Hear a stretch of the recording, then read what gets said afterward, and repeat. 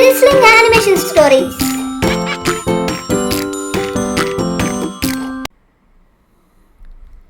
డేగా శిబిచక్రవర్తి కథ. శిబిచక్రవర్తి గొప్ప దాత, దయాగుణం గల చక్రవర్తి. ఆపదలో ఉన్న వాళ్ళకి సహాయం చేయడంలో ఆయనకు ఆయనే సాటి. ఇతడు ఊషీనరుడు అనే మహారాజు కుమారుడు. శిబిచక్రవర్తి ఓసారి పెద్ద ఎత్తున యజ్ఞం చేశాడు.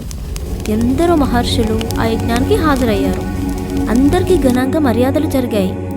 అందరిని గొప్పగా సత్కరించాడు చక్రవర్తి. ఆయన ఔదార్యానికి, దాననిరతికి తపస్సులందరూ ఆశ్చర్యపోయారు. శిబిచక్రవర్తి దానశీలతను పదే పదే ప్రజలందరూ ప్రశంసించేవారు. ఈ వార్త ఇంద్రుడి వరకు వెళ్ళింది. ఆయన శిబిచక్రవర్తి ఔదార్యాన్ని పరీక్షిద్దామనుకున్నాడు. యజ్ఞవేదిక మీద కూర్చున్న శిబిచక్రవర్తి ఒడిలో ఒక పావురం ఎగురుకుంటూ వచ్చి వాలింది. అది భయంతో కలవరపడిపోతూ ఉంది. మహారాజా, నన్ను రక్షించండి. నన్ను ఒక డేగ తరుముకొస్తుంది. నన్ను చంపు తినాలని చూస్తుంది. దాని బారుండి నన్ను ఎలాగైనా కాపాడండి మహాప్రభు. నాకు ప్రాణభిక్ష పెట్టండి అని దీనంగా వేడుకుంది. శిబిచక్రవర్తి పావురాన్ని ప్రేమగా నిమురుతూ, ఓ కపోతమా, భయపడకు, నిన్ను కాపాడే బాధ్యత నాది. నీకు ఎవరి నుంచి ప్రమాదం రాదు అని హామీ ఇచ్చాడు. పావురం మనసు కుదుటపడింది. అంతలో అక్కడికి డేగ వచ్చింది. రాజుగారికి ఎదురుగా ఎత్తైన చోట వాలి పావురం వైపు కొరకొరా చూసింది. పావురం భయంతో వణికిపోయింది. అప్పుడు డేగ ఇలా చెప్పింది. మహారాజా, ఈ పావురం నా ఆహారం. తప్పించుకొని వచ్చి మిమ్మల్ని చేరింది. దయతో దాన్ని నాకు వదిలిపెట్టండి. రాజుగారికి, సభలో ఉన్నవారందరికీ ఈ రెండు పక్షులు మనుషుల్లా మాట్లాడడం ఆశ్చర్యాన్ని కలిగించింది. ఓ డేగా, తనని కాపాడుతానని పావురానికి నేను అభయం ఇచ్చాను. ఆడిన మాట తప్పను. అయినా నీకు మాత్రం అంత పట్టుదల ఎందుకు? దాన్ని వదిలి మరో ఆహారం వెతుక్కో అని అన్నాడు శిబిచక్రవర్తి. అప్పుడు డేగా, మహారాజా, నీవు ధర్మప్రభుడివి. న్యాయంగా ఆలోచించు. నేను ఆకలితో ఉన్నాను. ఈ పావురం దొరికినట్టు దొరికి తప్పించుకుని పారిపోయి నీ దగ్గరకు వచ్చింది. నోటి ముందర ఆహారాన్ని తీసివేయడం ధర్మం కాదు, మహాపాపం కూడా. నా కోరికేమి అన్యాయమైనది కాదు. పావురాలను డేగలు తినడము సహజమే. ఇప్పుడు ఈ ఆహారం లేకపోతే నేను ఆకలి బాధతో మరణిస్తాను. కనుక నా ఆహారాన్ని నాకు విడిచిపెట్టండి అని అన్నది. డేగ మాటలకు సభలోని వారంతా ఆశ్చర్యపోయారు. శిబిచక్రవర్తి కూడా ఆశ్చర్యం నుంచి తేరుకుంటూ ఇలా అన్నాడు. ఓ డేగా, చూడబోతే నీవు ధర్మ విచక్షణ తెలిసిన దానిలా ఉన్నావు. శరణన్న వారిని రక్షించడం రాజధర్మం.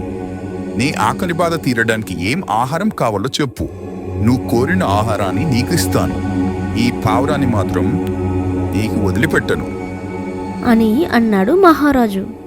అప్పుడు డేగా, అవునా మహారాజా, నేను కోరిన ఏ ఆహారమైనా ఇస్తారా అని గట్టిగా అడిగింది డేగా. అప్పుడు మహారాజు ఇలా చెప్పాడు.